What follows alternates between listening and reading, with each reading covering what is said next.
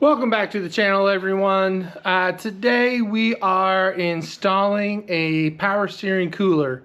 So on my Jeep, I have actually never had a power steering cooler for the hydro steering assist. For years, I ran what's called a redneck ram assist, and then I changed out the stock tapped box for a PSC box. And then on last year's LJ Adventure, I ended up blowing up that box, put in a new one, sent that one off to get rebuilt. Figured, you know what, I need to go ahead and put in a power steering cooler. Got one from Derale Cooling or Derale Performance. Just a nice, simple pass-through cooler. Comes with hoses. Comes with some basic mounting. We'll see if I use that. And we're going to be installing it kind of up in here. I have an idea of where I kind of want to put it, kind of right up in here. We'll block the transmission cooler just a little bit, but in the end it's not going to affect the transmission cooler really at all. It'll just kind of block a corner a little bit, but since they're both, you know, pass-through, dual pass-throughs, shouldn't be an issue at all. So there's a bunch of different styles. I went ahead and went with this, just nice, small, compact, and yeah, we'll get this done. When most people put on an oil cooler, they put it in front of the radiator somewhere. Now, one thing I have different, I would say, than most people is this is my transmission oil cooler from Flexolite. Now, I love it because it's set up.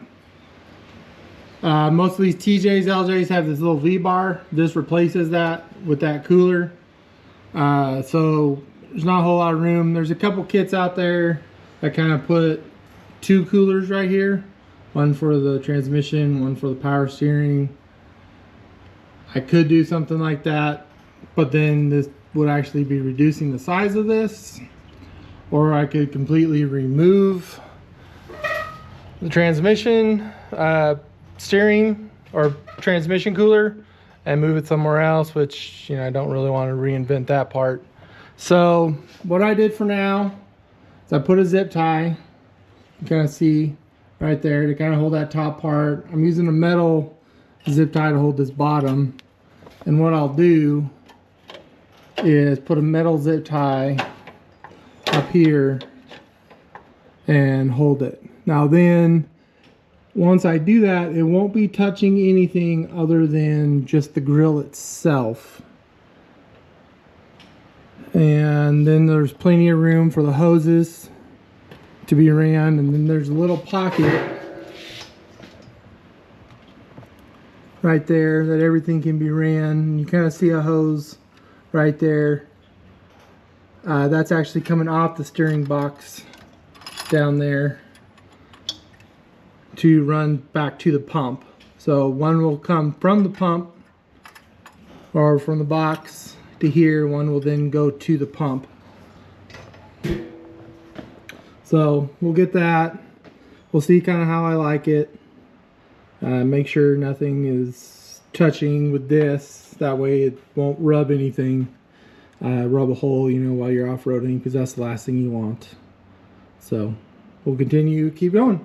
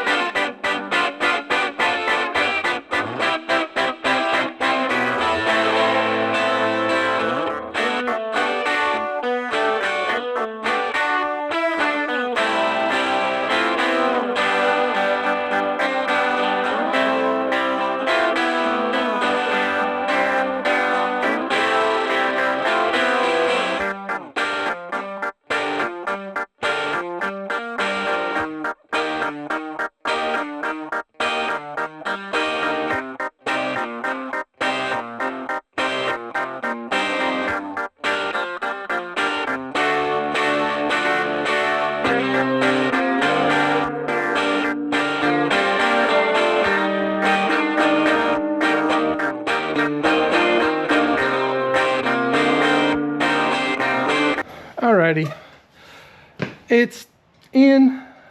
Time to run the hoses. Again, not maybe a deal eye location, but I think for now it'll be pretty good. The reason I'm using the metal zip ties is just so they don't melt like your normal plastic ones would, as this cooler will be conducting heat and those transfer tubes will be conducting heat. So you don't want the plastic melting and then all of a sudden dropping. You know, not a very good thing. But kind of hard to tell since, again, there's not a lot of room, but is not touching anything. And we're using these little pieces up against the metal just so it's not rubbing up against the fin either. So I might put some more right there just to try and, you know, get a little bit better protection right there now that I see that. Just so it doesn't rub, because it'll, you know, vibrate a little bit going down the road. So yeah, off to the next part. All right, I got it installed. I ended up having to remove it to get the hoses into the connectors.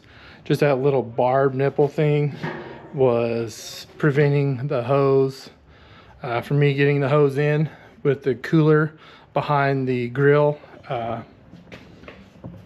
Just not a lot of room. So I ended up pulling it out, putting the hoses on, shoving it in, and putting the cooler back on, and then rerouting. So they're both going down there, and then connecting. One, of course, is connecting to the gear itself, and then one is going to the pump underneath. So right there with the new hose clamp. So because I disconnected everything, now the reservoir is empty. So now we got to fill that up and start the Jeep up. Make sure all the bubbles get out of the system. You know, that might just take a little bit of running the Jeep. You know, driving a little bit, checking levels, making sure everything gets out. You know, no hardcore running or anything like that. Just drive around the block. You know, just checking levels, making sure the fluid is where it needs to be. We don't need to stress it right now. Just fill it, let it go through the cooler, run it. We're going to do some checks. But for now, we're done. Thank you for tuning in. Hope you guys like that. Definitely was a pain in the butt. You know, the one thing with these TJLJs, there's just not a lot of room, especially when you shove a V8 and hydro assist and everything else underneath the hood. Just doesn't leave a whole lot of room for much else. So you just kind of have to compromise and figure out where you want to put it. So if I ever do tear apart this for whatever reason, new radiator, or have to remove the radiator for something, I might move it, figure out somewhere else to put it. That's what these zip ties are for. I actually broke this one. These are actually designed to go through a radiator. They connect to this little piece, and it's kind of designed that way. Kind of butt up against a radiator of some kind, so we'll see. But thanks for tuning in, guys. I hope you appreciate it. Don't forget to like, subscribe, and share with your friends. And well, for the first time ever, the Jeep now has a power steering cooler. Thanks, guys.